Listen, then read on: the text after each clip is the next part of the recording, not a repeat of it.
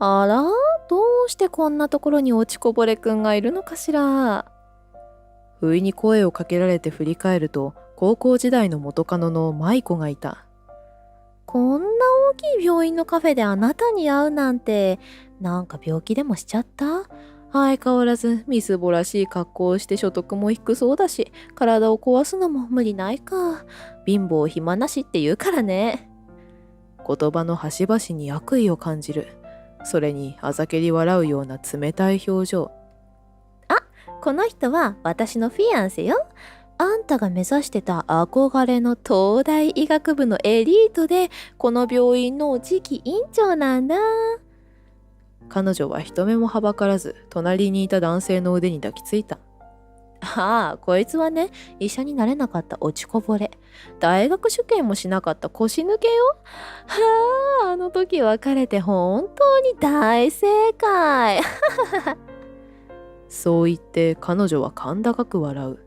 周りの人たちがじろじろとこちらを見ている。恥ずかしい。するとその時、君は何を言っているんだい？彼はね、彼女の婚約者が顔を真っ青にして震えながらある衝撃的な事実を明かす。そして彼女は何もかも失うことになるのだった。俺は城山英二。確かに俺には大学受験をしなかった過去がある。母一人、子一人の二人家族。母は体が弱い中、必死に働いて俺を育ててくれた。そんな母を見ていた俺は、将来は母を楽にさせたいと必死に勉強を頑張った。学校の成績がいいと、将来はいい大学に行けて、いい仕事に就けて、たくさんお金がもらえる。子供ながらにそう思っていたが、今思えば浅はかだった。そんな浅はかな自分が現実を知ったのは高校生の頃だ。大学に行くにはとてつもなくお金がかかる。その金額を知ったとき、俺は母に言った。母さん、高校卒業したら働くから。まだ高校1年生。ずっと母が大変そうにしているのを見ていた俺は、もうこれ以上母に大変な目に遭ってほしくなかった。英二、どうして大学に行かないの？あんなに勉強頑張ってたじゃない。母は悲しそうに言う。正直に言って、お金がかかりすぎるよ。そんなお金があるなら、母さんがもっと楽をすればいい。第一、うちにそんなお金はないだろ。大丈夫よ、エイジ。お金は何とかするから。せっかく勉強ができるのにもったいないわ。お金のことは心配しないで。俺は迷った。確かに大学には行きたい。実は俺には母にも話していない夢があった。医者になることだ。母に付き添って病院に行くと母の主治医は優しかった。母のことだけでなく俺のことも気にかけ気さくに話してくれる。そして親身に寄り添ったケアをしてくれた。母を助けてくれる人。そんな感情もあったのだろうか。いつしか俺は医者になりたいと思うようになった。医者になりたいという夢を話したのは彼女の舞子だけだった。エイジくん、元気ないじゃない。どうしたの？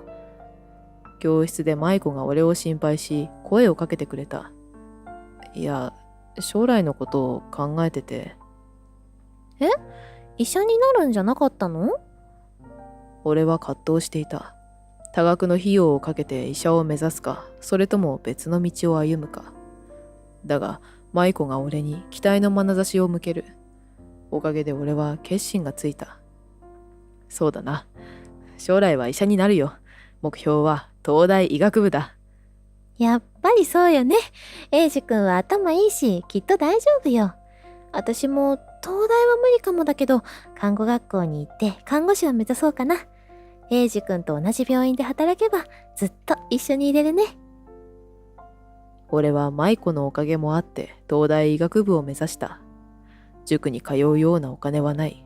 先輩に頼み込んで参考書をもらったり、図書館で本を積み上げてノートを広げたり、俺は必死に勉強を頑張った。手応えは十分に感じていた。このままいけばきっと。だが、人生はそんなにうまくはいかない。母のかかりつけの病院から電話がかかってくる。当面の生活に必要な着替えなどを持って病院に来れるようにと。母が倒れてしまったのだ。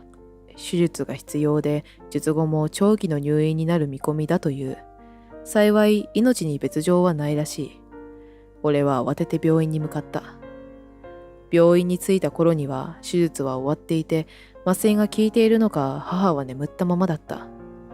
そんな母を見て思った。何がお金は心配しないでだ。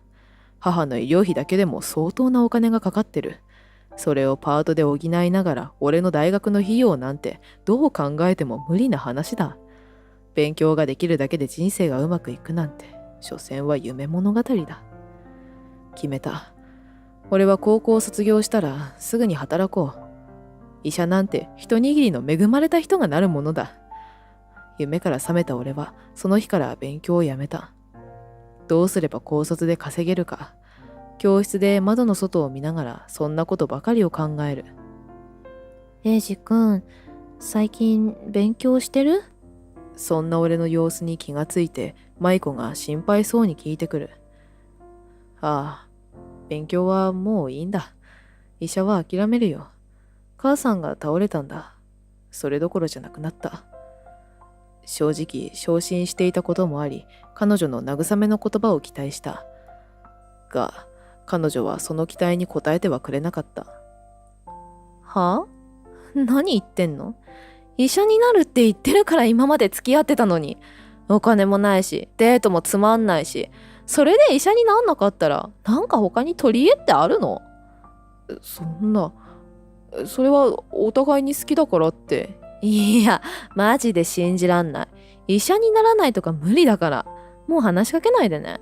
気が変わって東大医学部に受かったら考えてあげてもいいけど。悪い冗談だと思った。だが冗談ではなかった。それから彼女は俺に一切話しかけることもなかった。話そうとしても避けられ無視をされた。そんな彼女が話しかけてきたのは卒業も間近になった高校3年生の3学期だった。確認なんだけどさ、やっぱり東大は受けてないの？その頃にはすっかり気持ちの整理もついて彼女に対しては冷めていた。俺は冷たく答えた。ああ、受けてない。他の大学は？どこも受けてない。どこも？かわいそう。初めて見たわ。これが落ちこぼれってやつね。やっぱり別れて正解だった。よかった。彼女は胸をなで下ろしながら去っていった。落ちこぼれか。もういいんだ。みんながみんな夢を叶えていたら、それこそ世の中は大金持ちだらけだ。実際にそんなことはない。俺は俺の人生をただ生きていくだけだ。病院のベッドに座り、母に頼まれて家から持ってきたセーターを渡した。ありがとう、エイジ。ああ、他にいるものはある？必要なものがあったら言っておいてほしい。もうすぐ就職だからお金は稼げる。ごめんね、エイジ。私がこんなだから大学にも。いいよ、勉強にも飽きてたし。俺もいろいろ欲しいものとかあるから働いてお金を稼がないと。エイジ。何を悲しそうな顔してるんだよ。自分の息子が立派に仕事を始めようって時にさ。じゃあ今日はもう行くよ。帰って洗濯物を取り込まないと。安静にしてろよ。そう言って病室を出る。母に謝られるのは辛い。だって誰の責任でもないじゃないか。たまたまそういう運命だっただけで、なんで余計に悲しい思いをしないといけないんだ。こんなことなら何もできなくていいから普通の人生を歩みたい。人並みの幸せ、何気ない日常。どうして俺だけが高校生のくせに自分の弁当を作って家の掃除をして今日だって洗濯物を。そんなことをしているやつなんて周りには一人もいない。ろくに遊びにも行けず限られた食費の中で毎日頭を悩ませる。これのどこが幸せだ。高卒で働いたとしてもどうせこんな毎日が続くんだ。俺は何のために生まれてきたんだ。こんな人生ならもう。無機質な病院の廊下はまるでこれからの俺の人生を暗示しているようだった。これから楽しいことなんて何一つない。ただそんな道を歩いていくだけ。英二君！大きな声に驚いて立ち止まった。母の主治医の橋本先生が俺に駆け寄ってきた。英二君？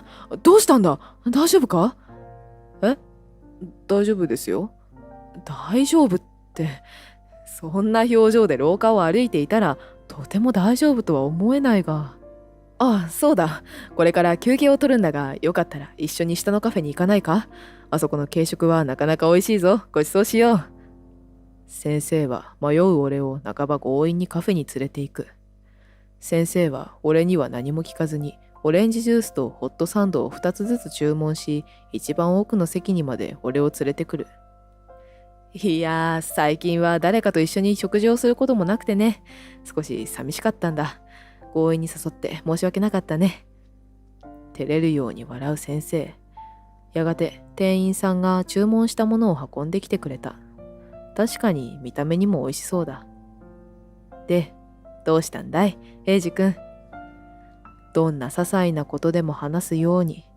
昔からそう言われていたこともあって、俺は先生に自分の胸の内を明かした。話すと幾分か気持ちは落ち着いた。そうか。どうしたものか。先生は何か迷い考えているようだった。そしてゆっくりと口を開いた。君はお母さんの病気を治したいか？はい、それはもちろんです。そうか。なら協力してくれ。病気というのは何もそれそのものだけを治せば治るという単純なものじゃないんだ。患者の精神が弱っていれば病気に打ち勝つ気力も出ない。君のお母さんは精神的に弱っているんだ。毎晩のように泣いているらしい。おそらく君のことを思ってだ。だがそれでもお母さんは必死に病気と戦っている。私も同じ気持ちだ。なんとか病気に打ち勝つべく手を尽くしている。実は私も君のお母さんと同じ病気を患ったことがある。だが今は完治している。相当な努力と根気が必要だった。自分の命をかけながら生きるために戦ったんだ。生きるために戦う。その言葉を聞いて俺は恥ずかしくなった。俺はなんであんなに悩んでたんだ。情けない。母に比べたら、先生に比べたら俺なんてどんなに楽な人生だろうか。自分の命なんてかかっていない。ただ思い通りにいかなかっただけ。それをただ嘆いて人生を諦めたようなことを。英二君、大丈夫だ。生きてさえいれば希望はあるんだ。自分の努力次第で何にでもなれるんだよ。その言葉は当時の俺にとっての生きる指標となった。それからの大変な日々もその言葉があったから頑張って生きてこれた。先生には感謝してもしきれない。それから15年後、俺は橋本先生に連れてきてもらったあの病院のカフェを訪れていた。あの頃は綺麗でおしゃれだったカフェも時代の流れとともに今やレトロな雰囲気のある喫茶店。ここに来るとあの時の気持ちを思い出せるようだ。先生は約束通り母を治してくれた。今でも感謝は忘れていない。俺はあの時と同じ一番奥の席に座ろうと店内を進んでいくと不意に呼び止められた。あれ？もしかして英二君？聞き慣れない声に顔を向けると見覚えのある面影があった。高校時代の元カノの舞子だった。久しぶりだね。こんなところで会うなんて。嫌な思い出がよみがえるが懐かしさもある。ひどい振られ方をした彼女にもフラットな感情で話せる。俺も大人になったんだな。あんたこそなんでこの病院に？あ、お母さんが病気だとか言ってたわね。母はもう大丈夫。無事に退院しているよ。あら、そしたら、あんたが体を壊したの？舞子も心配してくれているのだろうか。そうじゃないと説明を始めようとすると舞子が言葉を続けた。高卒は大変だね。毎日汗水垂らして働いててかわいそう。健康に気を使うお金もないんでしょ？それなら体を壊すのも無理はないわ。舞子はあの時からちっとも変わっていなさそうだ。もうお互いいい年なのに。相変わらずひ弱そうだし、少しは体を鍛えたら？あ、そんな暇もないか。貧乏暇なしって言うもんね。それに比べて私は幸せ。この人は私のフィアンセよ。東大医学部を卒業して、この病院の次期院長の息子さんの勝也さんよ。素敵な人なの。落ちこぼれのあんたとは大違い。そう言って隣のフィアンセに腕を絡ませる。あ、式には来なくていいから。あんたみたいなやつが来ると、せっかくの幸せな雰囲気が台無しになっちゃう。受験もしなかった負け犬さんがかわいそうで声をかけたけど、どう？底辺の生活は。やれやれ、説明するのもめんどくさいなと思っていると、向かいの彼が口を開いた。何の冗談だ、まったく。城山先生は今日は非番ですか？いや、ちょっと午前休をもらっていてね。今出勤したところだよ。は？ちょっと、先生ってどういうことなの？君こそどういうつもりだ？だって、こいつは医者になりたいとか言ってたくせに、医学部の受験もしなかった貧乏人の負け犬よ。口だけかっこいいこと言って私をたぶらかしてさ。何を言ってるんだ？城山さんは俺と同じ東大医学部の出身だ。それに相当な専門医だ。俺が尊敬している先生に君は。嘘。どういうことなのよ。彼女の説明をするのもなかなかに大変そうだ。俺は高校を卒業してそのまま働き始めた。だがずっと先生の言葉が胸にあった。生きてさえいれば希望はある。努力次第で何にでもなれる。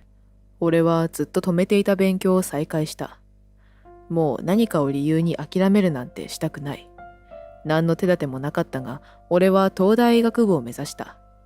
節約し、空いた時間には勉強。母の医療費で出費はあったが、それでも少しずつお金は貯まっていった。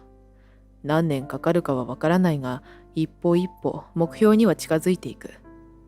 そんな俺の境遇を知った橋本先生。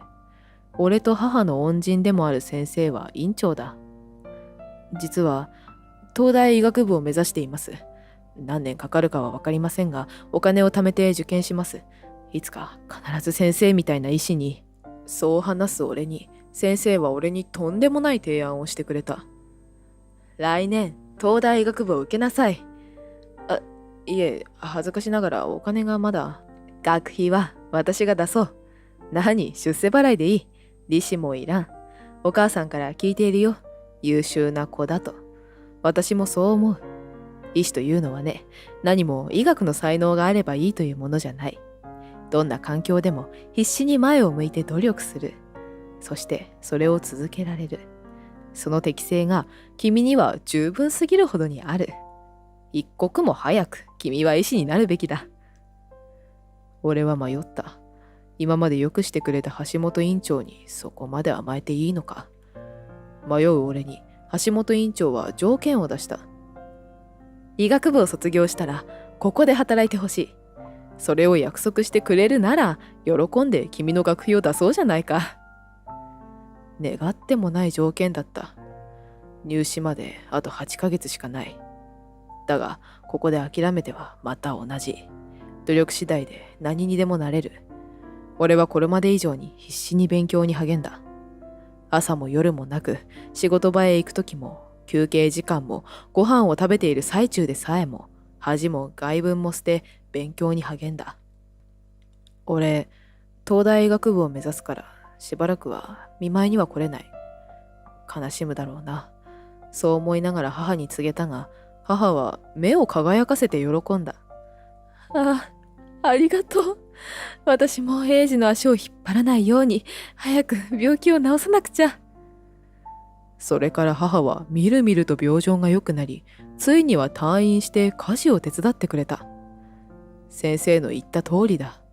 母から戦う力を奪っていたのは昔の情けない俺だった。俺はなんとか東大医学部への入学を果たした。そして母の病気の再発を懸念し、在学中にも専門的な論文を読み漁った。先生との約束もあり、俺は今この病院で働かせてもらっている。そんな事情を知らない彼女はまだ俺を医師とは信じていない様子だ。今はこの病院で働いてるんだよ。そうなの？彼女は明らかに動揺している。まあ、だからなんだっていうの？偉そうにして。ばっかみたい。ねえ、勝也さん、この人をクビにしましょうよ。痛いけな乙女をたぶらかすような、ろくでもない男だから。次期院長として、この病院の将来のために。ね？さっきから君は何を。この病院があるのは彼のおかげなんだぞ。何言って。その時、和也くんの携帯が鳴った。もしもし。何？父さんが？ただならぬ様子だ。どうした？父が倒れました。あら、大変。勝也さん、すぐに行きましょう。こんなやつに構ってる暇は。城山先生、お願いします。あ、すぐに行こう。待って、どうしてこんな落ちこぼれなんか。黙ってろ。城山先生は父さんの主治医だ。勝也くんがそう怒鳴ると、彼女は驚いて固まった。そんな彼女を置き去りにして、俺は院長のもとへ走った。院長は1年前に病気が再発していた。母と同じ病気。俺はその病気には相当に詳しくなった。橋本院長もそんな俺の腕を買ってくれて、自分の主治医に指定してくれた。一度手術をした時はかなり病状が悪化していたが、なんとか一命を取り留めた。院長は俺を命の恩人だと言ってくれた。だが決して予断の許さない状況下で再び院長の体調が悪化してしまったのだ。院長、必ず助けます。俺は研鑽の成果を手術台で発揮した。数時間後、無事に手術は成功し、手術室を出る。城山先生、さすがでした。また父の命を救ってもらいましたね。勝也くんの補助が良かったからだよ。助かった。極度の緊張の後、疲労困憊の2人。そんな2人を舞子が手術室の前で待っていた。どうだった？ああ、手術は成功だ。城山先生のおかげだ。よかったわ。まあ、どんなに腕が良くても次期院長は勝也さんだもんね。あんたは所詮雇われだから立場をちゃんと自覚して、今後は院長の妻になる私に偉そうな態度取ったらただじゃおかないからね。その声を勝也くんが遮った。次期委員長は城山先生だ。え？もううんざりだ。聞こえなかったのか？俺が尊敬している先生だって。そんなに次期委員長が好きなら彼と付き合えばいい。ほら、交際を申し込めよ。どういうことよ。勝也さんは院長の息子さんだって。どういうこと？そんなの関係ないだろ。君は俺が好きなんじゃない。委員長の息子っていう肩書きに恋したんだ。婚約は破棄だ。もう二度と俺の前に現れるな。そんな、ちょっと待ってよ。いきなりそんなこと言われたって。もう行きましょう、城山先生。俺たちは術後で疲れてるんだ。俺たちは歩き出したが、彼女はそれについてきた。考え直して。もう次期委員長じゃなくても我慢するから。ちゃんと料理も覚えるし、免許も取って送り迎えもするから。そういうことじゃないんだよ。人を見下すような人間とはこれ以上一緒にいたくない。君も看護師の端くれなら疲れた医師につきまとってくるようなことはするな。勝也くんの迫力に負けて彼女は黙ったままその場に立ち尽くした。後日、彼女は仕事を辞めてしまった。彼女は学生時代に言っていた通りに看護師として近隣の病院に勤務していた。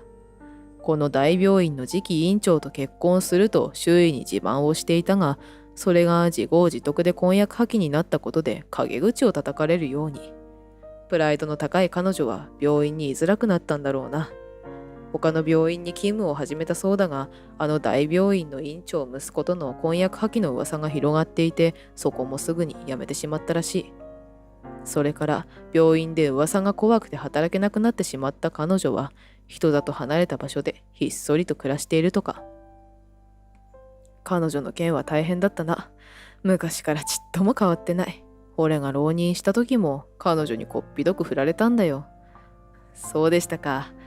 器量が良くて明るい人だったのに、今まで肩書きを目当てに近寄ってくる人ばかりでした。けど彼女だけは違う。そう思ってたのに。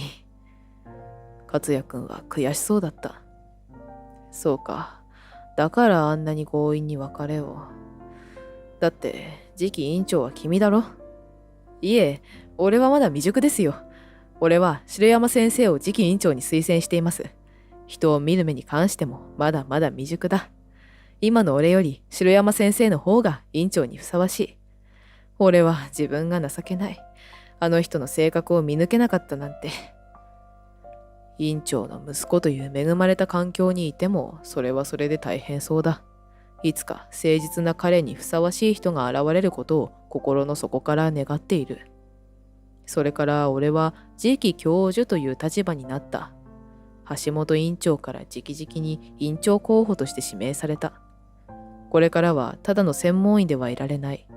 経営業務やその他全体の管理などを勉強していかないと。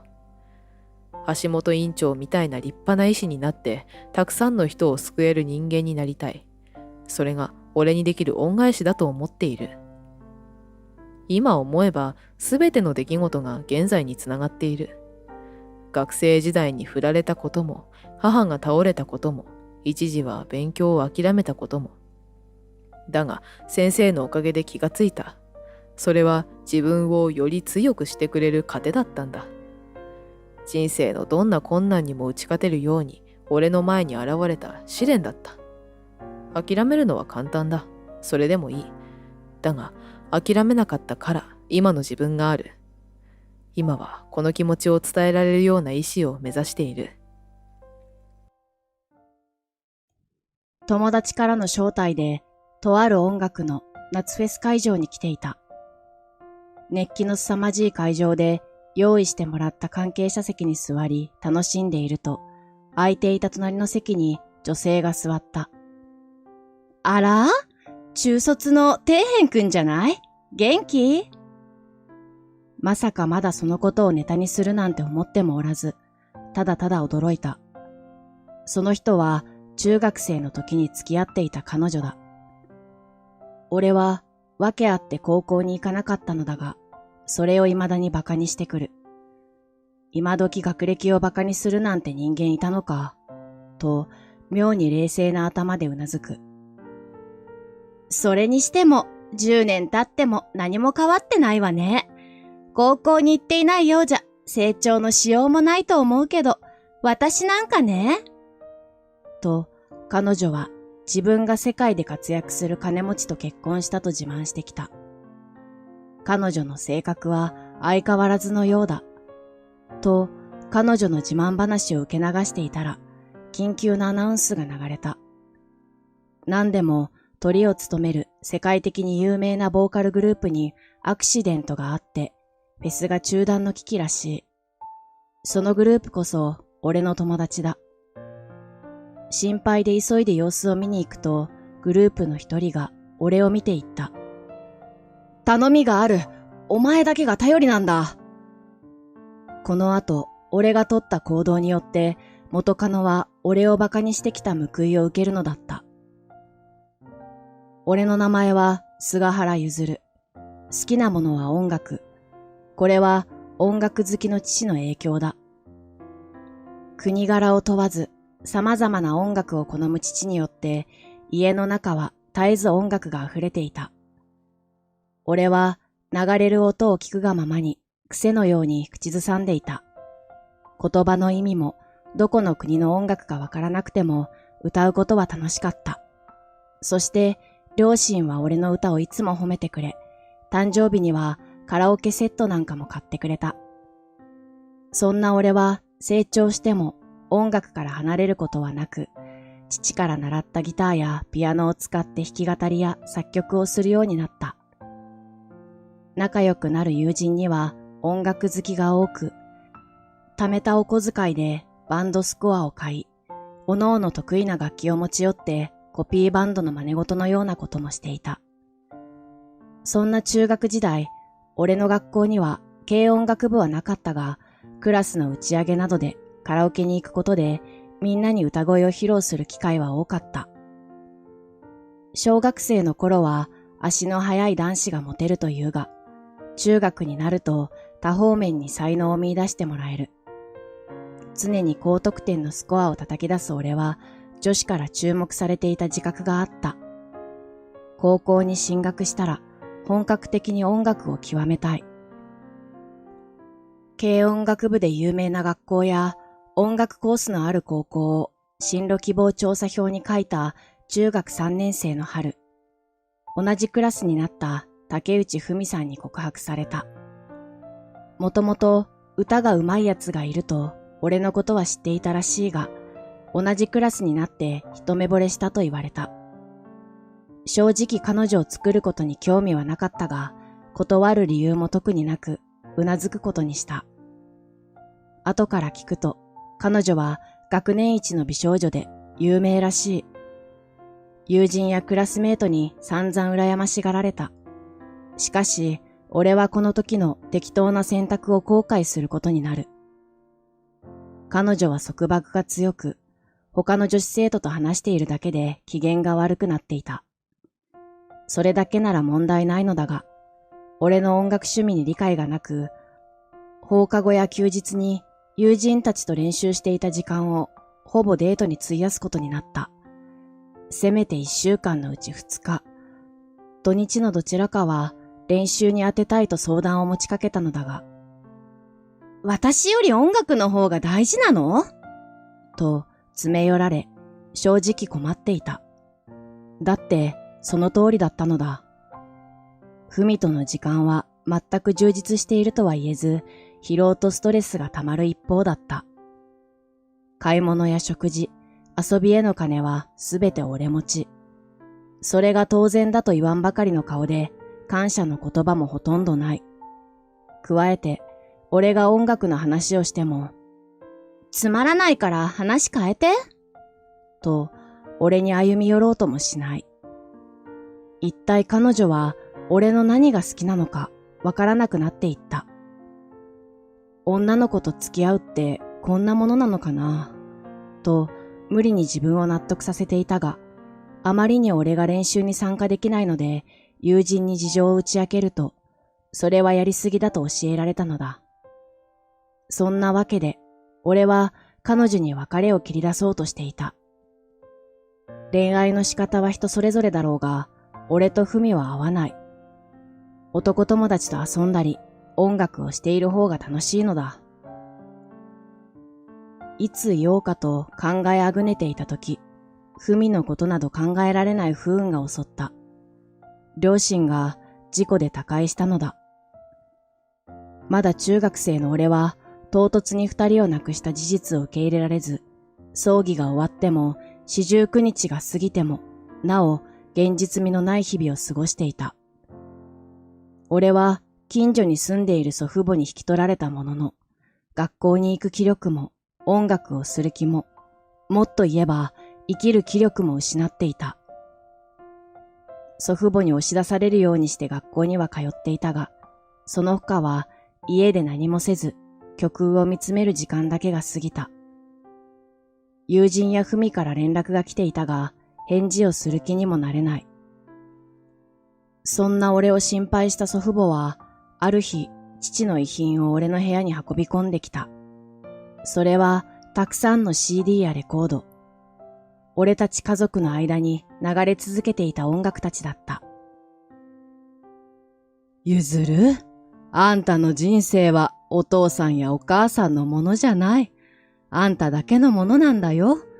二人を思う気持ちを忘れろなんてことは言わないけれど、ゆずるがしたいことを考えてみたらどうだい？俺のしたいこと。真っ先に思い浮かんだのは音楽だった。そうだ、両親のように人生はいつ終わるかわからない。だったら悔いのないようやりたいことにチャレンジしても罰は当たらない。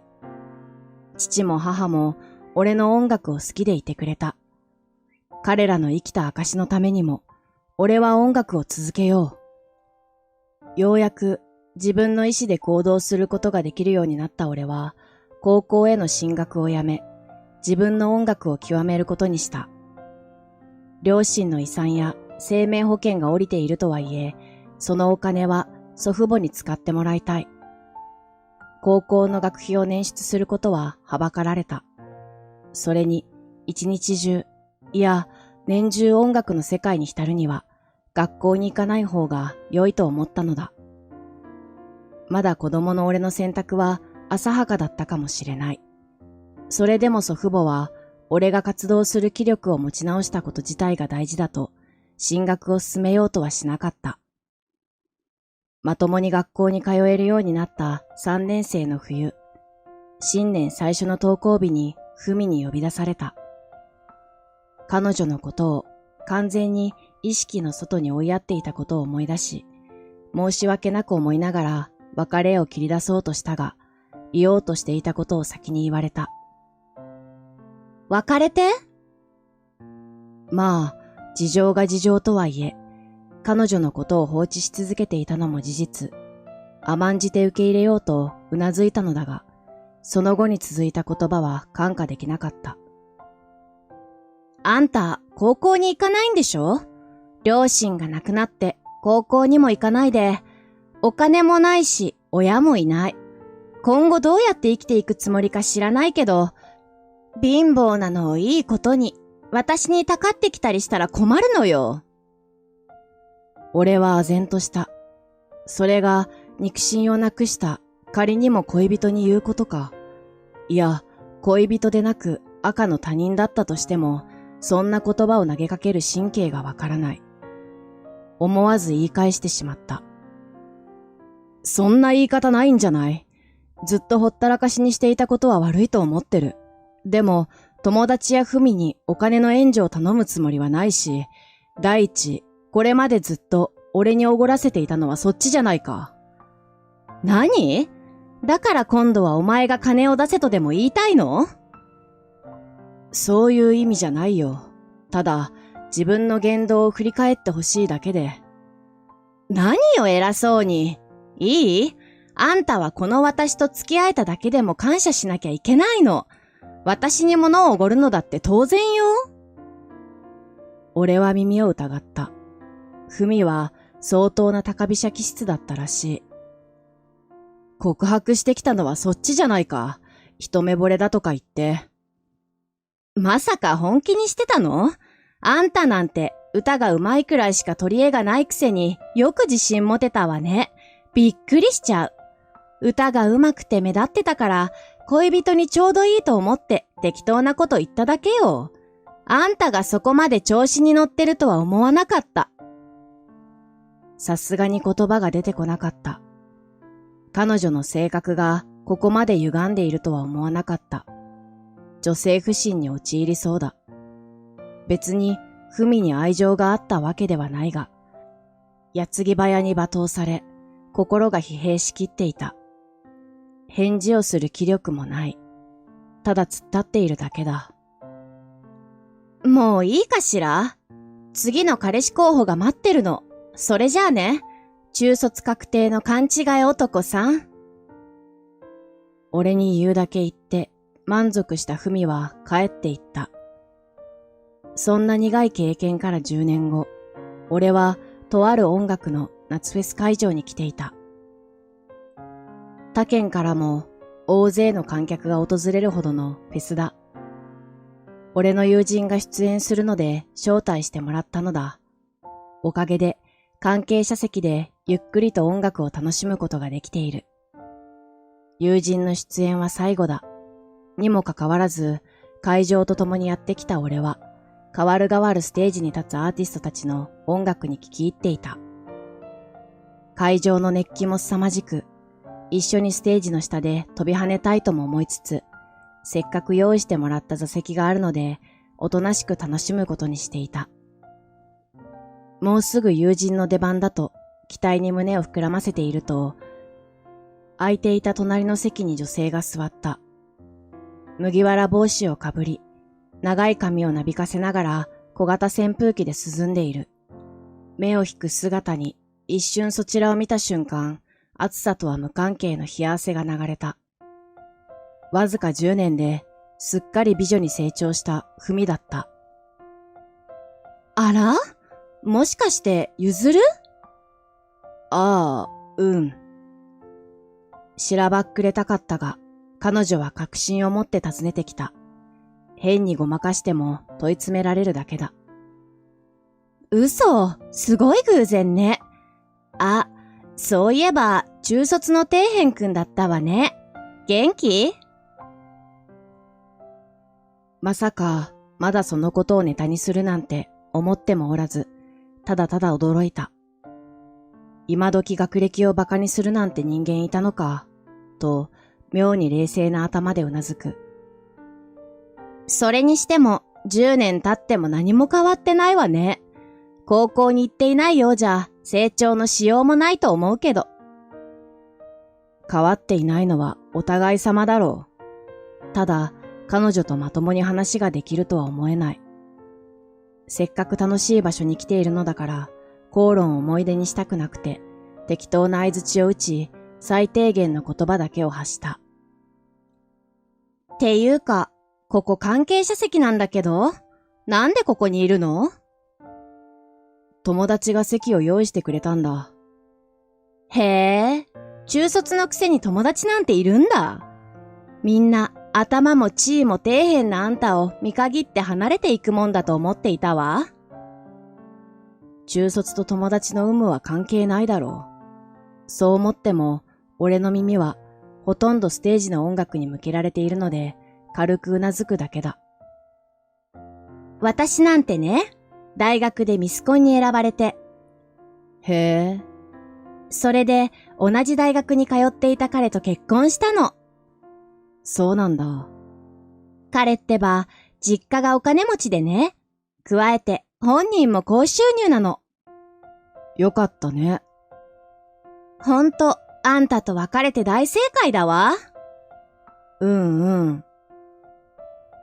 雑な対応に気づいていないのか、ふみの自慢話は続く。彼の活動拠点が海外でね、私も海外暮らしがメインなの。海の見える豪華な別荘も持ってるんだから、私の夫は。そこで、ふみが言葉を止め、カバンの中を覗く。彼女のスマートフォンが振動していた。電話だろうか。もしもし？笑顔で応答したふみだったが、次第に顔が青ざめる。え？夫が倒れたって冗談でしょ？どうやら緊急事態のようだ。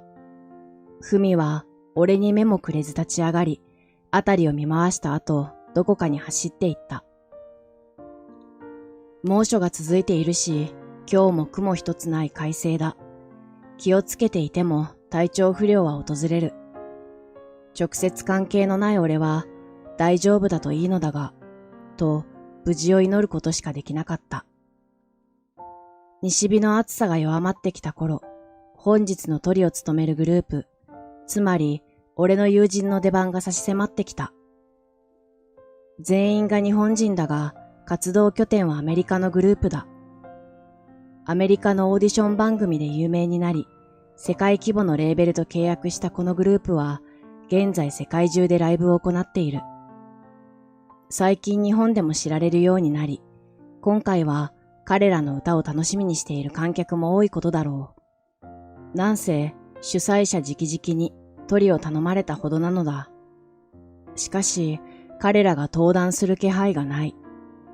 ステージの上は機材が用意された状態のまま時が止まっていた。会場がざわつき始めた頃、アナウンスが響く。彼らのステージまで15分ほどを要するとのことだった。嫌な予感がした俺は楽屋に向かう。彼らの楽屋周りには人だかりができており、中に通してもらうと、俺の友人であり、メインボーカルのラク・リヒトが簡易ベッドに横たわっていた。リヒト？あ、ゆずる。俺を認識したリヒトは弱々しく笑う。周囲ではメンバーや看護師が彼を内輪で仰いだり、氷嚢を握らせていた。その中にはふみもいる。ゆずる？なんであんたがここにいるのよ。関係者以外立ち入り禁止よ。出て行きなさい。彼女を無視し、他のメンバーに何があったのか尋ねると、熱中症とのことらしかった。午後から体調を崩し、出番が来るまで横になっていたらしいのだが、未だにふらつきが収まらないのだという。そんなに長い時間、早く病院に連れて行くべきでしょ。何しているんですか？悪化してからでは遅いのだ。しかし、リヒト本人が、あと少しで治る、あと少しで、と拒み続けた結果、今の今までここで寝ていたらしい。他の救護テントで対応していた救護医師がようやく到着し、リヒトの様子を見るが、ステージに上がることを許さなかった。メインボーカルがいないとなると、さすがに出場を辞退せざるを得ない。しかし、リヒトは諦めなかった。ゆずる、頼む。俺の代わりにステージに。え？俺？俺の代わりができるのはお前しかいないんだ。でも衣装なんてないし。フェスの T シャツを着ればいいよ。だから。リヒト、何言ってるの？フミがリヒトの言葉を遮り、俺を指さす。こんな中卒で何の取り柄もない人間に代打なんて、そんな上事を言うなんて、やっぱり重症じゃないの。フミ、大丈夫だから。リヒトはフミの方を見ず、他のメンバーを見回した。みんな、ゆずるを頼んだぞ。ああ、任せとけ。あまりにも物分かりのいいメンバーと、すでにフェスの T シャツを持ってきているマネージャー。俺は T シャツを渡され、腹をくくった。よし。ステージに上がる俺たちに黄色い声援が上がるのと、どよめきが広がるのはほぼ同時だった。当然だ。リヒトはいないし、観客の知らない、一人だけ衣装の違う俺が混ざっているのだから。おまけに、その俺がリヒトのポジションに立ってマイクを握るものだから、観客の不安感は一層強くなる。おいおい、あれスタッフがマイク握ってるぜ。マジかよ。あいつ何考えてるんだよ。俺は構わず息を吸い込んだ。マイクを通して俺の歌声が会場に響き渡った瞬間、観客が目を見開き、おしゃべりをやめ、ステージを見上げる。日は沈みかけているものの、スポットライトと会場の熱気で汗が止まらない。それでも、俺は聴いてくれる人みんなのために歌い上げた。一曲目が終わった瞬間、割れんばかりの拍手がステージに届けられる。そして、最前列にいた誰かが言った。今の歌声、もしかして、あれってリーダーのゆずる？その言葉に、再び会場が賑やかになる。そう、何を隠そう俺は、このグループのリーダーだ。俺は、中学を卒業してすぐ、本格的に音楽活動を始めた。バンドや楽器も考えたが、俺にはやはり、歌が一番合っていると思い、中学で知り合ったボーカルメンバーたちとグループを組んだのだ。昼はアルバイトと作曲活動に勤しみ、夜はボイストレーニングやライブを行う生活が続いた。しかし、派手なギターやドラム演奏のない俺たちボーカルグループは見向きもされず、一向に日の目を見ることがなかった。一時期はバンドに転校するかと相談し合ったこともあったが、俺はみんなの歌が好きで、どうしても諦められなかった。そんな時、アメリカで開催されるオーディションの情報を耳にした。歌声のみが審査されるオーディション。これに出ない手はないと思い、自分たちの曲を送ると、選考を通過し、あれよあれよという間にアメリカの舞台に立つことになったのだ。最終選考ともなると、桁違いの歌声に圧倒され、尻込みしかけた。だが、俺たちには俺たちのいいところがあるはずだと鼓舞し、挑んだステージ。優勝も準優勝もこの手に得られることはなかったが、最後に発表された審査員特別賞に俺たちのグループが選ばれたのだ。当時の俺たちはまだ未成年。そんな日本人のグループが受賞したとあって、アメリカのメディアで多く取り上げられることになった。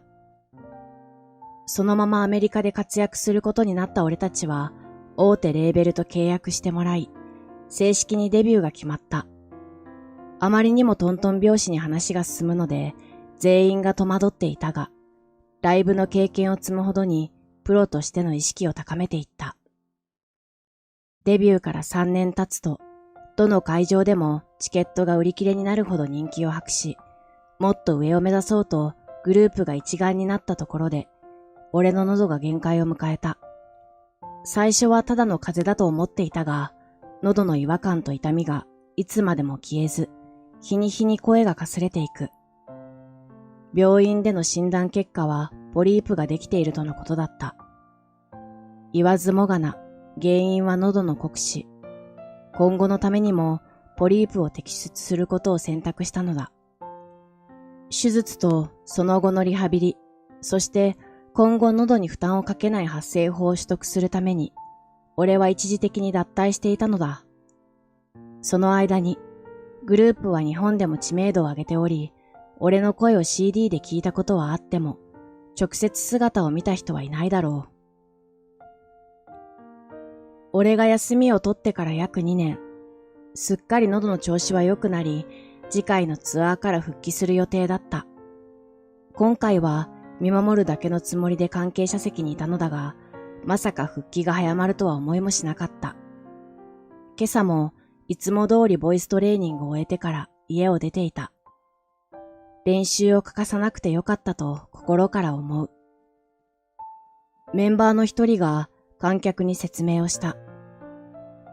みんな、待たせてごめん。実は、リヒトが体調不良で、出演を辞退するかの瀬戸際だったんだ。少しずつ回復してるから心配しないでね。そして、リヒトの代わりを務めてくれたサプライズゲストは、タイミングよく、俺だけにスポットライトが当てられた。リーダーの、ゆずるだ。みんな拍手。湧き立つ客席。やば、本物のゆずるじゃん。神来たぞ、神。今日一番の盛り上がりを見せたステージは、その熱を保ったまま、最後まで走り抜けた。楽屋に戻ると、リヒトとフミが待っていた。二人とも、ステージの様子は設置されていたモニターから見ていたらしい。リヒト、具合は？俺が尋ねると、先ほどより顔色の良くなったリヒトが身を起こした。ああ、だいぶ楽になったよ。本当にありがとう、ゆずる。迷惑かけて悪かった。迷惑なんて、メンバーだろ。それに、俺がダメな2年間、リヒトが頑張ってくれたんじゃないか。互いの友情を再確認していると、フミがリヒトの腕を引いた。リヒト、本当にゆずるがあなたたちのリーダーなの？ああ、さっきステージを見ただろ？俺たちが出会ったのが1年前だから、ゆずるは休養中だったけど、っていうか、その話したよな。え？そうだっけ？リヒトは深いため息を吐く。君って本当に俺たちの活動に興味ないんだな。まあ、今日来てくれたのは嬉しかったけどさ。あ、それより、ゆずるとふみって知り合いなの？ああ、中学が一緒でね。リヒトは俺の言葉に顔をしかめた。もしかして、ゆずるが両親を亡くした時に中卒だってバカにしてたのって。そういえば、リヒトに少しだけ昔の話をしたんだったか。俺以上に元彼に対して怒ってくれたことは嬉しかった。しかし、見たところ、フミがリヒトの妻なのだろう。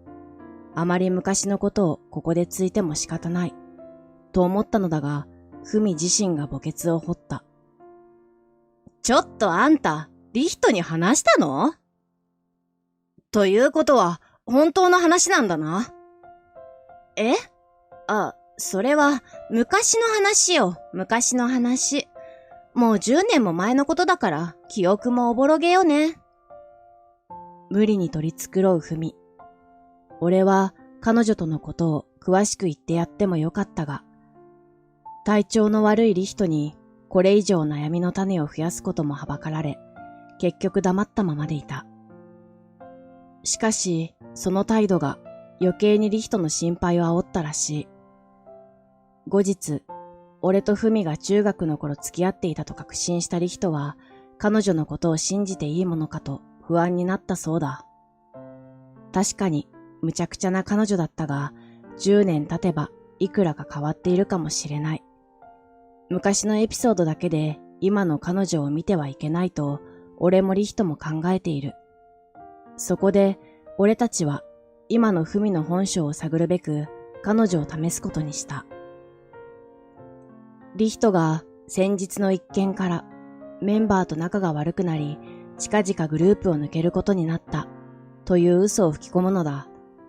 他のメンバーもその嘘に信憑性を持たせるべく、しばらくの間夕食を共にすることを避け、練習時間をずらすことに協力してくれた。効果はすぐに、そしてわかりやすく現れた。これまで何かとリヒトにべったりだったらしいフミの態度が一変し、夜に出かけたり、冷めた態度を取るようになったり、挙句の果てに。私、やっぱり誰かと一緒に暮らすの向いていないのかな？と、離婚をちらつかせてきたそうだ。その後、ネタばらしをして大喧嘩になったそうだ。やはり、自分ではなく、海外で活躍しているバンドという肩書きが好きだったんだ、と落胆するリヒト。彼もフミへの気持ちはすっかり冷め、現在離婚協議中とのことらしい。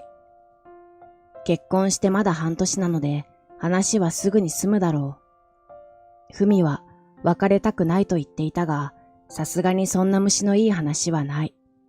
とはいえ、俺も彼女のこと外見しか見てなかったのかもな。と、自分もフミの本心を知らず、結局は外見だけを好きになっていたのかも、とリヒト自身も反省していた。リヒトと別れたフミは、次にどんな肩書きに言い寄るのか、想像しただけでうんざりだ。しかし、フミを客観的に見られたからこそ、肩書きなんて重要ではなく、それを得る過程で出会った人や経験が大切なのだと思い知った。今回のことでリヒトやメンバーにはとても感謝されたが、俺だって不在の間にグループを守ってくれた恩がある。相手が困っている時に支え合うことができる仲間に出会えたことが何よりもの宝である。その尊さに肩書きなんかが勝てるはずもない。共に助け合える友人たちをこれからも大切にすると誓い、俺は2年ぶりのワンマンライブに挑んだ。結果は大成功。俺たちは名実ともに世界的なボーカルグループとして名を馳せることとなった。今まで辛いことはたくさんあった。でも、それは今につながる大切な試練だったんだと今なら思える。今日も俺は仲間と共に歌を歌っていく。答えられたら何でも言うこと聞くよ。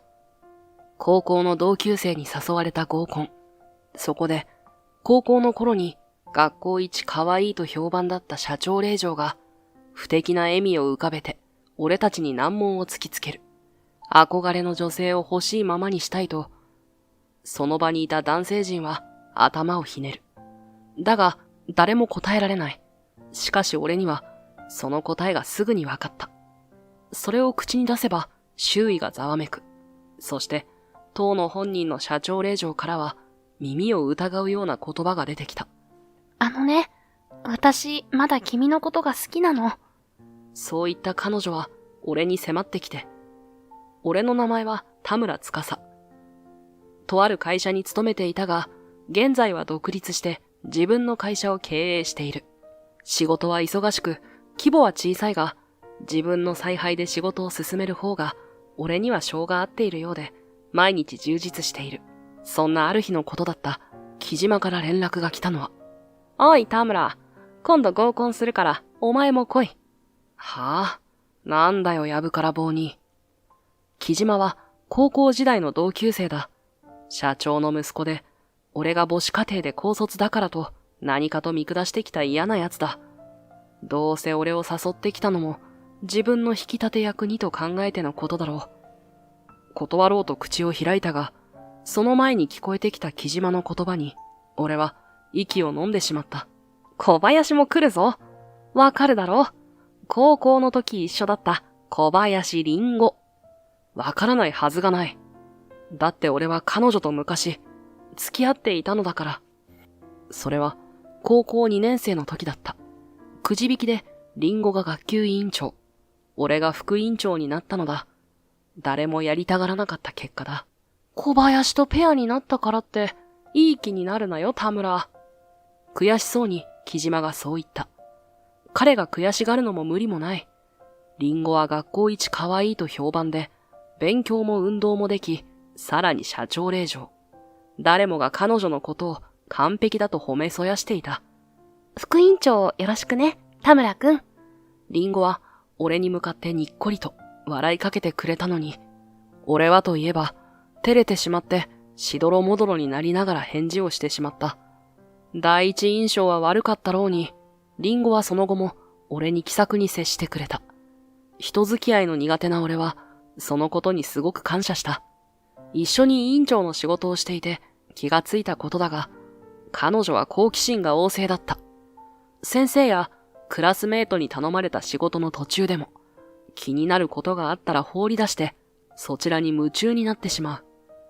例えば、セミがどうして種類によって鳴き声が違うのかとか、何やら難しい数学の問題をいきなり解き始めたりとか、中仙台の欄について調べ始めたりとか、モールス信号を練習し始めて、俺にもそれを覚えさせて、二人でやりとりをしたりとか、副委員長として必然、俺は彼女が放り出した仕事を代わりにやることが多かった。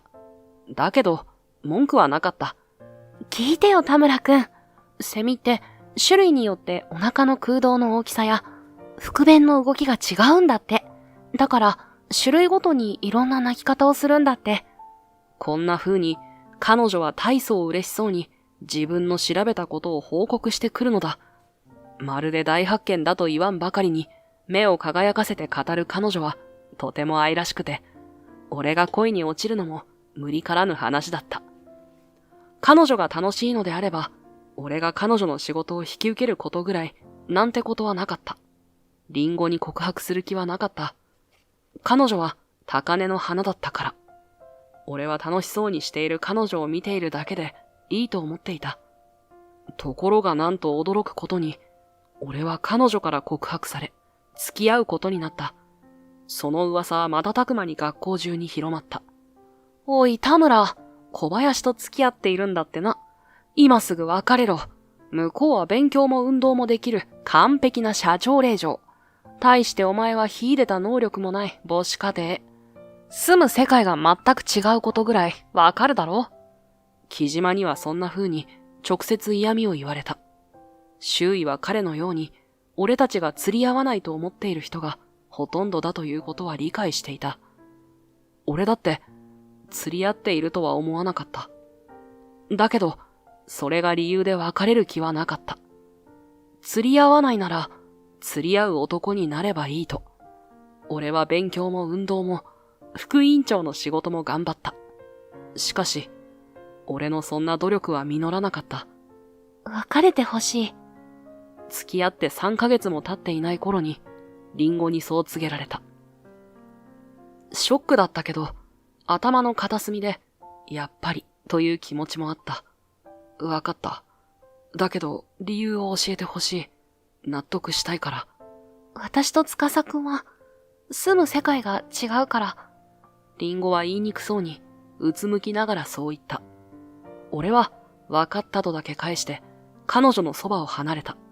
その後も、委員会の仕事は一緒にするけど、彼女は前みたいに仕事を放り出すことはしなかった。だからずっと無言だった。そして1年が過ぎ、3年生に上がると、クラスが分かれ、会話するどころか、目が合うことさえなかった。リンゴとはそれきりだ。だが、振られた後も、俺はリンゴが好きだった。住む世界が違うという理由に納得したつもりだったけど、全然そんなことはなく、別れてから10年が経った今でさえ、彼女のことを引きずっている。木島から合コンにリンゴも来ると聞いて、これはチャンスかもしれないと思った。一目だけ彼女を見て、それで未練を断ち切ろうと心に決めた。わかった。参加するよ。俺は木島にそう返事をした。そして合コン当日、会場に指定されたバーに向かうと、数人がもう集まっていた。メンバーはみんな高校の時の同級生だったから、ちょっとした同窓会のようになっている。おお、田村、久しぶりだな。お前は今何やってんだ？普通に会社勤めだよ。そっか。まあそんなとこだよな。お前大学行けなかったんだもんな。仕事選べねえよな。ちょっと会話を交わしただけで、みんなはめいめいのおしゃべりに戻ってしまった。まあ誰も人付き合いが苦手だった俺なんかに興味はないよなと肩を落とす。木島くん、りんごちゃん。不意に合コンメンバーの一人がバー入り口に向かって手を振った。ごくりと息を飲み、恐る恐るそちらを見る。そして目を奪われた。10年経ったリンゴは美しく成長していた。バーにいる誰もが彼女に見とれている。そんな彼女の隣に立ち、エスコートしている木島に軽く嫉妬を覚えてしまう。未練を断ち切りに来たのに、惚れ直してしまっては意味がないと、慌てて視線をそらした。リンゴたちの到着でメンバーが揃い、合コンが始まった。しかし、そこはリンゴの独壇場だった。男性陣はみんなリンゴに話しかけようと必死で、女性陣はつまんないと言いながらお酒を飲んでいた。ところで木島、お前小林さんと一緒に来たよな。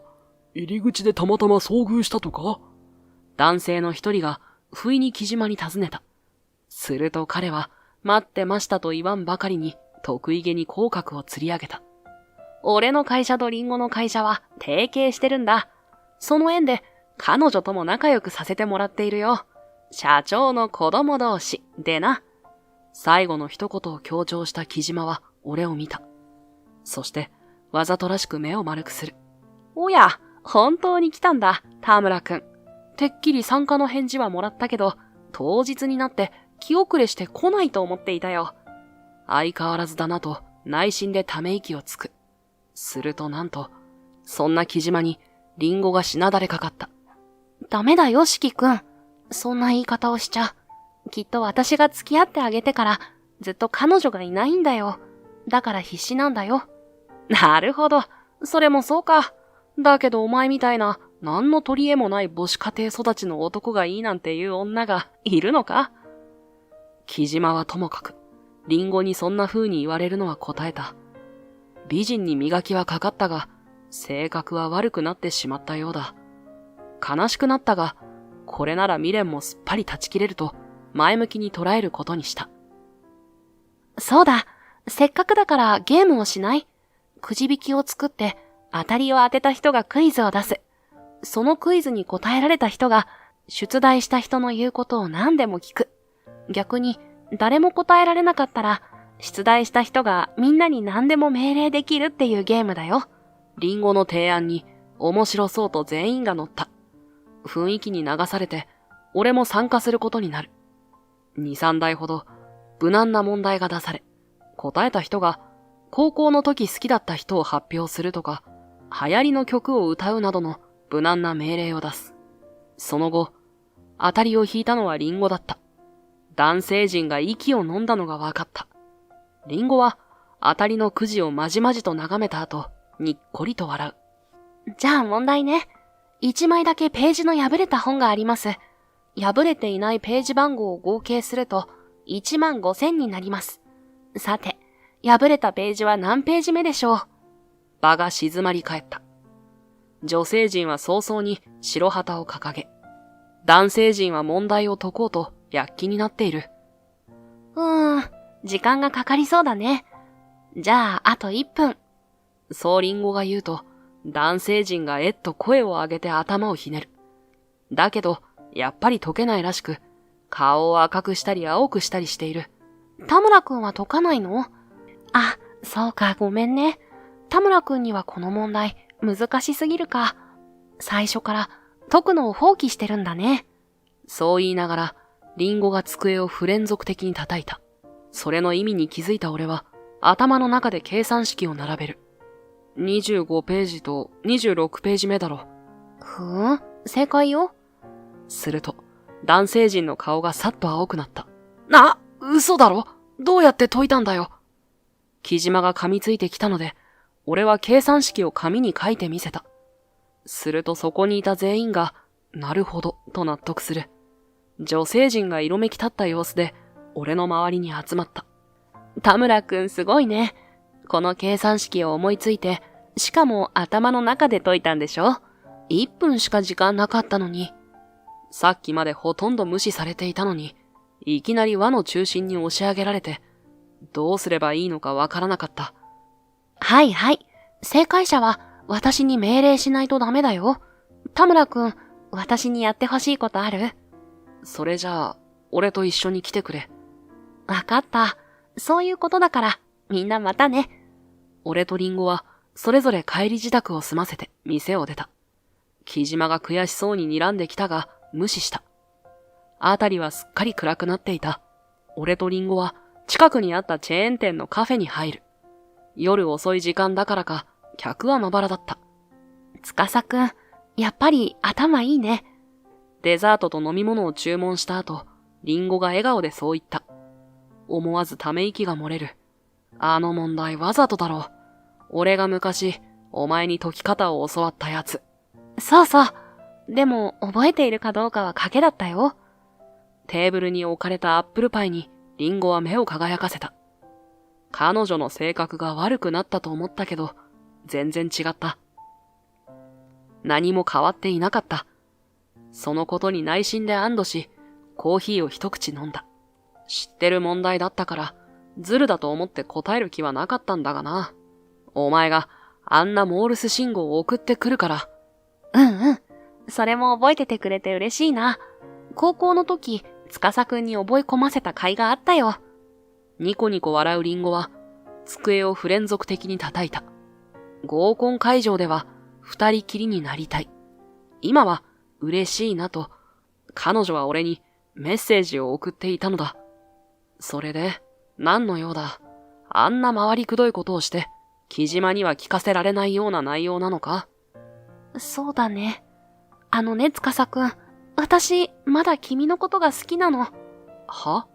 突然の告白に自分の耳を疑った。が、目の前に座るリンゴの眼差しは真剣そのものだった。瞬間、心臓の鼓動が早まり、全身が熱くほてり出した。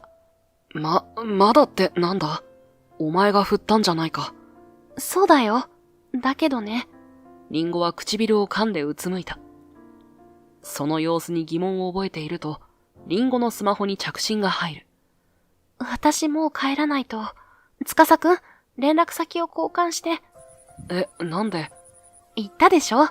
私はまだ、司くんのことが好きだって。再び言われて、顔を真っ赤にしてしまった。クスクス笑うリンゴと連絡先を交換する。じゃあ、またね。アップルパイと紅茶をさっさと平らげたリンゴは、ウインクして俺の元を去っていった。長いため息が漏れた。とりあえず気持ちを落ち着けようとコーヒーを飲む。しかし、スマホの連絡用アプリに追加された小林リンゴの名前を見ると、全然落ち着けなかった。リンゴから、隣の市に新しくできたテーマパークに行かないと連絡があったのは、合コンから数日経ったある日のことだった。2枚のチケットが写る写真が送られてきたのを見て、俺に拒否権はないんだなと思う。付き合っていた時もこんな感じだった。博物館に行くと勝手にデート先を決めてチケットを買って俺に有無を言わせない。そんなリンゴに懐かしさを覚えて、思わず笑みがこぼれた。日曜日は見事に晴れた。絶好のテーマパーク日和だ。10時に約束していたが、リンゴはその時間を過ぎても現れなかった。何か事故に巻き込まれたのだろうかと、心配を始めたちょうどその時、彼女が走ってやってきた。お待たせ司くん。大丈夫か？電車遅れてたか？違うの。仕事が昨日中に終わらなくて、ちょっと会社に寄ってたから。昨日って、土曜日も働いているのか？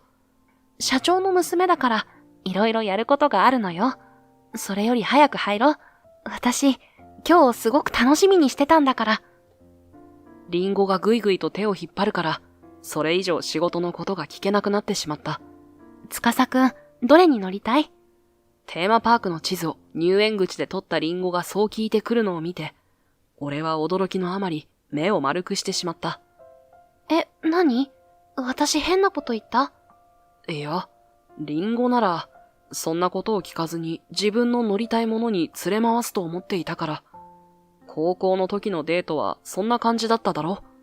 あの頃の私とは違うよ。成長したんだから。リンゴは頬を染めて口を尖らせた。そして、俺の腕に手を絡ませて、早く選んでとせがんでくる。ドキドキしながらジェットコースターを選択した。確かリンゴは絶叫系が好きだった。楽しかった。西の空が赤く染まり始めた頃、俺たちはテーマパークを後にした。今日のリンゴは結局、乗るものも食べるものも全部俺に選ばせた。まあ、リンゴが好きそうなものを選んだから、彼女も満足していることだろうとは思う。実際、すっきりした顔で大きく伸びをしている。司くん、次はどこに行きたい？俺の顔を覗き込むようにして、リンゴが尋ねてきた。俺がデート先を選ぶなんて、なんだか調子が狂う。というかそもそも、これはデートと言っていいのだろうか。彼女には好きと言われたが、俺は返事をしていないし、彼女がそれをせかしてくる様子もない。ねえ、司くんたら？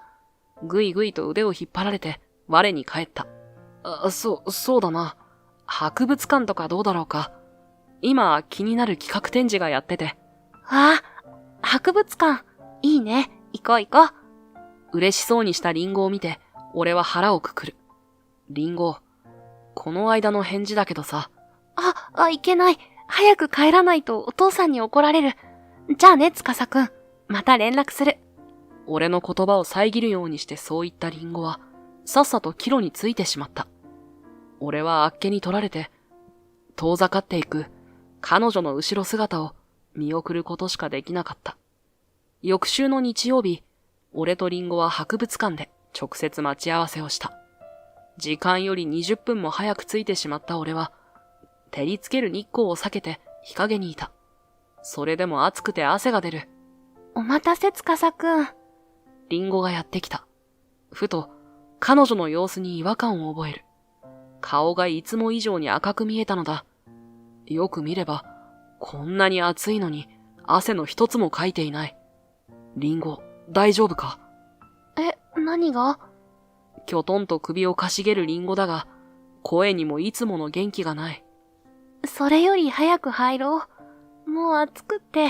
そう言って、一歩踏み出したリンゴは、ふらりとよろめいた。慌ててその体を支えて、はっとした。いくら気温が高いからといっても、彼女の体は熱すぎる。急いで館内に入った。受付の人に頼んで、救護室に入れてもらう。リンゴ、頭は痛くないか？吐き気は？痛い。気持ち悪い。すっかり、正気の失せたリンゴの返事で、熱中症だろうと判断する。救護室に備え付けてある氷嚢を使って、彼女の体を冷まし、経口補水液を飲ませた。いくらでも使ってくださいと、受付の人に許可をもらっている。ちょっと楽になってきた。リンゴのその言葉を聞いて、ほっと胸をなで下ろす。リンゴ、朝ごはんはちゃんと食べてきたか？リンゴは小さくうなずいたが、その目は俺を見ていない。夜は、きちんと眠れているか？今度は首を横に振る。俺の胸が締め付けられる。休みは、言葉を詰まらせる。答えは明らかだった。ちゃんと取っているか？この間も、休日なのに仕事してきたって言ってただろう。俺の声にわずかな苛立ちが混じる。リンゴは俺の問いかけに、ただ黙ったままだった。その沈黙が全てを物語っていた。できていないんだな。俺は心の中でそう判断する。リンゴの肩が少し震えているのが見えた。長い沈黙。やがて、リンゴがゆっくりと顔を上げた。その目には、決意と不安が混ざっていた。私、震える声で、リンゴが話し始めた。今、お父さんの会社で働いてるの。俺は息を飲む。リンゴの言葉の重みが、俺の心に沈んでいく。うちの会社、ずっと経営状態が良くなくて、リンゴの声が詰まる。お父さんの何か役に立てたらと思って、私にできることと言ったら、働くことしかできないから。リンゴは深呼吸をし、震える声で話し始めた。経営状態が良くないって気づいたのは、高校2年生の時、ちょうど司くんと付き合い始めた頃だった。彼女は一瞬目を閉じ、過去を思い出すように続けた。それまでの私ったら、本当に自分のことしか考えてなかった。会社のことなんて全然知らなくて、好きなことばっかりやってた。社長の娘だからって、みんなチヤホヤしてくれるから、すっかりいい気になってて。リンゴの目に涙が浮かんだ。自分の家にはお金がたくさんあるんだって、そう信じて疑わなかった。だから、やれ海外に行きたいだの、高い本が欲しいだの、親にたくさんわがままを言ってきた。彼女は苦笑いを浮かべ、首を横に振った。でもね、全然そうじゃなかったの。うちには全然お金の余裕なんてなかった。なのに両親は。リンゴの声が詰まった。深呼吸をして、やっと言葉を続けた。なのに両親は、私のわがままを叶えてくれてた。今思えば、どれだけ無理をして。彼女の方を一筋の涙が伝った。ある日、父が言ったの。倒産するかもしれないって。その言葉が私の中で全てを変えた。リンゴは拳を握りしめた。それがショックで、今まで自分がどれだけ親に甘えてきたか痛いほど分かった。わがまま言って使わせた分のお金を返さないと、そう思ってバイトを始めたの。彼女は少し顔を上げ、俺の目を見た。でもね、みんなにはバレたくなかった。特に司くんには。リンゴの声に切なさが混じった。みんな私のことを完璧な人だと思っていたから、弱いところを見せたらみんなが離れていくんじゃないかって、そんな怖さがあった。彼女は深くため息をついた。だからこっそりやってた。でもそうするうちに、司くんとの時間が取れなくなっていって。リンゴの目からまた涙がこぼれた。毎日が必死で、気づいたら司くんとの距離も開いてた。でも、それでも私は、司くんのことをずっと。彼女の声が震えた。ごめんね、司くん。あの時、全部話せばよかった。でも怖かった。私みたいな弱い人間だって知ったら、司くんが、私のこと嫌いになるんじゃないかって。リンゴは顔を両手で覆った。俺の心がズキリと痛んだ。そんな、言ってくれたらよかったじゃないか。俺は彼氏だったんだ。相談に乗るぐらいなら。そう言うと思ったから、言わなかったの。司くんは優しいから。リンゴはスカートの裾を強く握る。付き合う前、高校1年生の時に、一度司くんに助けてもらったことがあるの。覚えてる？俺は首をかしげた。すると、リンゴは微笑む。先輩から嫌がらせを受けてたことがあったの。先輩の好きな人が、私のことが好きだからっていう理由でね。あの時は靴を隠されて、帰れなくて困るから探してたの。そしたら、司くんが手伝ってくれた。思い出した。確かに、靴がなくなって探してる女子生徒を手伝った記憶がある。後で知ったんだけど、あの時司くん、部活があったんでしょ？次の公式戦に出る人を決める大事な日だったそうじゃない？なのに、私の靴を探して、結局部活に遅刻して、チャンスを逃しちゃってさ。遅刻してなくても出れなかったかもしれないから、リンゴが気に病むことじゃない。そうかもね。でも、自分のことを後回しにしてまで、私を助けてくれた。そんな司くんを、私は好きになった。2年生に上がって、同じクラスになれて、さらに、委員会が一緒になったのは運命だと思ったよ。だから告白した。そして望み通り、司くんの彼女になれた。だけど、さっき言ったように、父の会社が危ないことを知った。それを司くんが知れば、私のためにってまた、自分を犠牲にしちゃうと思った。だから別れたの。住む世界が違うって言えば、司くんは私に幻滅すると思って、そう言った。リンゴが口を閉じると、救護室は静まり返った。会社は今も大変なのか？うん。でもね、木島くんのお父さんの会社が融資するって言ってくれてるの。私が木島くんと結婚するならね。思わず絶句した。リンゴは苦笑する。結婚したら、こんな風に司くんに会うことできなくなるでしょ？ずっと好きだったって伝えることも、今言わなかったら絶対に後悔すると思った。だから、この間の合コンをセッティングしてもらったんだ。司くんに会いたくて。あの時最初、見下した態度取ってごめんね。木島くんの機嫌を損ねたら、融資の話もなくなっちゃうから。俺はリンゴを抱きしめた。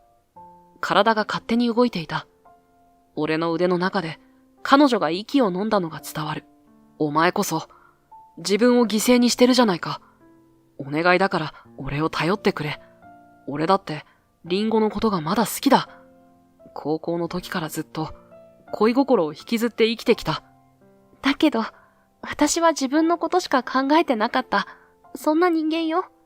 みんなが言うような完璧な人間なんかじゃない。そんなこと知ってる。涙声になっている彼女を抱く力を少しだけ強くする。リンゴが好奇心旺盛で、一度そっちに興味を持ったら、他のやらなければならないことを放って没頭してしまう欠点は知ってる。その時に放っておいた仕事をやっていたのは俺だったからな。だけど、俺はそれが楽しかったんだよ。変な司くん。本当に私でいいの？リンゴがいい。俺を見上げたリンゴは泣いていた。その涙を拭ってやると、彼女は微笑んで、俺に唇を重ねた。博物館を堪能した後、俺たちは近くの喫茶店に入り、昼食がてら今後の相談を始めた。その時、大きな足音が近づいてきた。顔を上げると、そこには木島がいた。眉を吊り上げて、俺たちを見下ろしている。リンゴ、これはどういうことだ？浮気か？違うわ、木島、じゃない。四季くん、たまたま会っただけよ。嘘をつくな。博物館に一緒に行ってただろ。木島はスマホの画面を見せてきた。そこには博物館に入っていく俺たちの写真が収められていた。リンゴを尾行していたのかと背筋が寒くなる。木島はリンゴの腕を強く引っ張って立たせた。テーブルの上の水が大きく揺れる。田村、リンゴは俺の婚約者なんだ。お前にもし常識というものがあるんなら、もう二度とリンゴと会うな。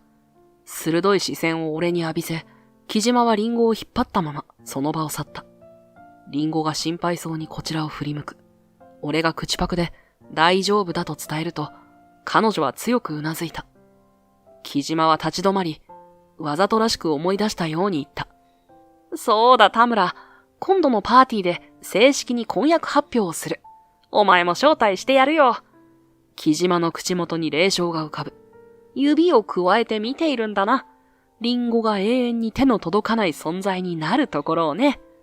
その言葉を残し、木島はリンゴを連れて去っていった。俺は深呼吸をして、高層ホテルのエレベーターを降りた。木島コーポレーションの創立30周年記念パーティー。そして、木島四季とリンゴの婚約発表の場だ。豪華な会場に足を踏み入れると、華やかな空気が俺を包み込む。シャンデリアの光が参加者たちのドレスやスーツをきらめかせている。随分と豪勢な会だな。俺は静かに周囲を観察する。政界の大物、財界の重鎮、そして芸能界のセレブリティまで。日本の上流社会とでも呼ぶべき面々がここに集結しているようだった。その中を木島四季がリンゴを連れて颯爽と歩いている。リンゴの表情にはかすかな陰りが見える。俺の胸が締め付けられる。しばらくして木島が中央のステージに立った。皆様、本日は木島コーポレーション創立30周年のお祝いにお集まりいただき、誠にありがとうございます。木島の声が会場に響き渡る。俺は静かに人混みをかき分けて前に進む。そして、この喜ばしい日に、私からもう一つ大切なお知らせがあります。木島はリンゴの手を取り、優しく微笑みかける。その姿に、俺の中の怒りが燃え上がる。本日ここに、私の婚約者となった小林リンゴをご紹介いたします。会場から祝福の拍手が湧き起こる。その瞬間を待っていた。待った。俺の声が会場に響き渡る。一瞬にして、すべての視線が俺に集中した。木島の顔が驚きと怒りで歪む。田村、お前ここで何をする気だ？俺は毅然とした態度でステージに向かって歩み出る。真実を話すためだ、木島。会場がざわめき始める。皆さん、木島式の真の姿をお見せします。俺はポケットからスマートフォンを取り出し、操作を始めた。会場の大型スクリーンに、木島が小林家の会社、小林フーズに業務妨害を行っている証拠が映し出される。これは、木島が婚約者である小林家の会社に対して行った違法な業務妨害の証拠です。会場が騒然となる。木島の顔が青ざめていく。木島さんは小林フーズへ営業妨害を行い、経営を悪化させました。そうやって自ら作り出した小林フーズの弱みにつけ込み、融資をする対価として、こちらの小林フーズの社長の娘であるリンゴさんとの結婚を承諾させたのです。突然、木島が高笑いを上げた。皆さん、落ち着いてください。このふざけた野郎の正体知ってますか？今時珍しい高卒ですよ。こんな奴の言うこと、誰が信じられますか？会場に驚きの声が広がる。木島は勝ち誇ったように続ける。ほら見てくださいよ。大学すら出ていない奴が、うちの会社の機密情報なんて、どこで手に入れられるってんですか？俺は深呼吸をして、冷静に返した。確かに、私は高卒です。私の家は母子家庭で、大学に行くお金はありませんでした。木島が冷笑を浮かべる。ほらね、こんな奴の。だが、俺は木島の言葉を遮った。しかし、私の名前を聞いていただければ、私が何者か分かっていただけると思います。俺は会場全体を見渡し、はっきりとした口調で言った。私は田村司です。一瞬の静寂の後、会場が騒然となる。木島が愕然とした表情で叫ぶ。お前バカか？そんな名前を。だが、その時だった。あなた様は？木島の父の声が響く。老紳士は驚きと敬意の入り混じった表情で、俺に向かって歩み寄ってきた。まさか、あの田村司様でしたか？木島が困惑した様子で父親を見る。お父様？この男を知っているのですか？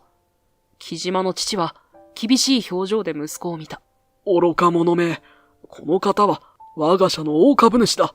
そして、老紳士は俺に向かって深々と頭を下げた。AI を駆使した革新的なシステムで、わずか数年で業界に革命を起こした天才実業家だ。会場が息を飲む。木島の顔が真っ青になる。そんなまさか。そう。俺は高卒だ。だが、人一倍努力をして、今ここにいる。高校を卒業した日のこと。母の病気のために大学進学を諦めた俺は、将来への不安に押しつぶされそうだった。だが、母は弱々しい声で言ったんだ。つかさ、あなたは頭がいいのよ。きっと自分の道を切り開けるわ。その言葉が俺の人生を変えた。昼は工場で働き、夜は独学でプログラミングを学んだ。睡眠時間は1日4時間。初めて自分のプログラムが動いた時の喜び。すべてが今の俺を作っている。そして運命の出会いがあった。工場の先輩が俺の作ったプログラムを見て驚いたんだ。おい田村、お前すげえな。うちの会社のシステム作り直してくれないか？その一言が俺のキャリアの始まりだった。口コミで仕事が増え、やがて大手企業からも声がかかるようになった。プログラミングの技術を磨きながら経営の勉強もした。図書館で借りた本を寝る間も惜しんで読んだ。そして AI 技術に出会った。これだと直感した。AI を使えば今まで不可能だと思われていたことができる。効率化だけじゃない。新しい価値を生み出せる。起業を決意したのは3年前。周りはみんな反対した。高卒の若造に何ができるって。でも、俺には夢があった。技術で世界を変える。そして、母のような苦しい立場にある人々を助けたかった。昼夜を問わず働いた。失敗も数えきれないほどあった。でも、諦めなかった。そして今、俺の会社は、業界に革命を起こすまでになった。俺は静かに、力強く言った。木島四季、あなたの不正を、そして、小林家への卑劣な行為を、これ以上見過ごすわけにはいきません。皆様、俺は会場の人々に向かって言った。これから、木島コーポレーションの新しい方針を発表させていただきます。まず第一に、これまでの不正な取引や違法行為はすべて洗い出し、適切に処理します。隠蔽ではなく、透明性を持って対応することをお約束します。木島四季が顔をしかめる。だが、俺は構わず続けた。第二に、社員の待遇改善を行います。これまでのようなサービス残業や不当な扱いは一切廃止し、働きやすい環境を整えます。会場の中から小さな拍手が起こり始める。第三に、我が社の技術力を活かし、社会貢献を重視した事業展開を行います。利益だけでなく、社会的価値の創造を目指します。拍手が大きくなる。そして最後に、俺はリンゴの方を見た。彼女の目に涙が光っているのが見えた。小林家の会社、小林フーズについて申し上げます。会場が静まり返る。これまで不当な圧力や妨害を受けてきた小林フーズを全面的にサポートすることをここに約束します。リンゴが驚きの表情を浮かべる。具体的には、我が社の AI 技術を無償で提供し、生産性向上と品質管理の改善を支援します。また、販路拡大のために我が社のネットワークを活用し、小林フーズの優れた製品を多くの消費者に届けられるよう尽力します。リンゴの目から大粒の涙がこぼれ落ちる。さらに、これまで木島コーポレーションが行ってきた不当な妨害行為によって生じた損害については、全額補償いたします。会場からどよめきが起こる。小林フーズは創業以来、品質と誠実さを重視してきた素晴らしい会社です。その理念は我々が目指すべき企業の姿そのものです。今後は互いに切磋琢磨し、共に成長していける関係を築いていきたいと考えています。俺はリンゴに向かって微笑みかけた。小林さん、これからは誰にも邪魔されることなく、あなたの夢を追求してください。我々はその夢の実現のために全力でサポートさせていただきます。リンゴは両手で顔を覆い、肩を震わせて泣いている。以上が新生木島コーポレーションの方針です。我々はこの瞬間から正直で誠実で社会に貢献する企業として生まれ変わります。皆様のご理解とご協力を心よりお願い申し上げます。俺が話し終えると会場は静寂に包まれた。そして次の瞬間、大きな拍手が湧き起こった。木島の父が近づいてきて、俺に深々と頭を下げた。申し訳ありません、田村様。愚足のやったことに関しては、そちらが集めてくださった証拠をもとに、我が社で再調査いたします。我が社をお願いいたします。ありがとうございます。必ずや、皆様の期待に応えてみせます。木島の父親は、さっきから何度も、俺に向かって頭を下げている。すると、木島がその隣で、壁を大きく殴った。ふざけるなよ。俺はリンゴのことが高校の頃から好きだったんだ。なのに彼女が選んだのは、田村、お前だった。すぐに別れたからせいせいしたものの、その後何度リンゴにアプローチしようとも、全然うなずいてくれなかった。リンゴを俺のものにするには、これしか手がなかったっていうのに、結局またお前が邪魔してくるのか。激高する木島の方を、リンゴが思いっきり叩いた。突然のことだったからか、彼はその場に尻餅をついて、呆然と彼女を見上げる。ふざけないで。自分がどれだけ人に迷惑をかけたのかわからないの？私がたくさん悩んで大変だった時に、そんなことはお構いなしにデートしようだとか、付き合ってほしいだとか、こっちの都合も考えずにアプローチしてきて、あなたみたいな自分勝手な人、私が好きになることなんて一生ないわ。リンゴはボロボロと涙を流す。背中をそっとさすってやると、彼女は俺の胸に顔をうずめて号泣し始めた。木島も何も言わず、床に膝をついたままうなだれていた。その後、木島は営業妨害の罪で逮捕された。社長の息子なだけあって、罰金を支払って解決し、会社をクビにはならなかったようだが、次期社長候補からは外された。さらに、平社員にまで降格し、昇進は今後一切なしということになったらしい。それから数ヶ月後、俺は小林フーズでリンゴと仕事をしていた。お、このデザインいいな。俺は隣に立ってパッケージを眺めた。AI で最適化されたかっこよくて使いやすそうなデザインだ。うん、最高だね。これは間違いなく売れるわ。リンゴの目が輝いている。壁のモニターには小林フーズの業績推移グラフが映っている。導入からぐんぐん上がっている曲線が綺麗に描かれていた。売り上げが去年の 1.5 倍で、利益も2倍以上。リンゴが感動しながらつぶやく。AI で生産管理を最適化して、新しい売り先も見つかったからね。俺は満足げに答えた。その時、リンゴの秘書が部屋に入ってきた。社長、すごいニュースです。あの高級スーパーからめっちゃでかい注文が来ましたよ。リンゴは驚いた顔で俺を見上げた。俺はただニヤッとするだけ。これでパパの夢だった全国展開も夢じゃなくなりそう。リンゴの目に涙が光る。小林フーズの売り上げは上々だ。そんな折、リンゴの父は個人的に俺を呼び出して頭を下げた。やっと悪循環から抜け出せそうです。田村様には感謝してもしきれません。隣にはリンゴもいて、彼女も一緒に頭を下げる。そんな彼女をリンゴの父親はちらりと見た。昔から何でもできる。この子一人に全てを背負わせてしまうところでした。高校の時からバイトを掛け持ちして私たちを助けてくれていたので、つい頼りにしてしまっていたようです。これからは彼女に負担をかけないようにします。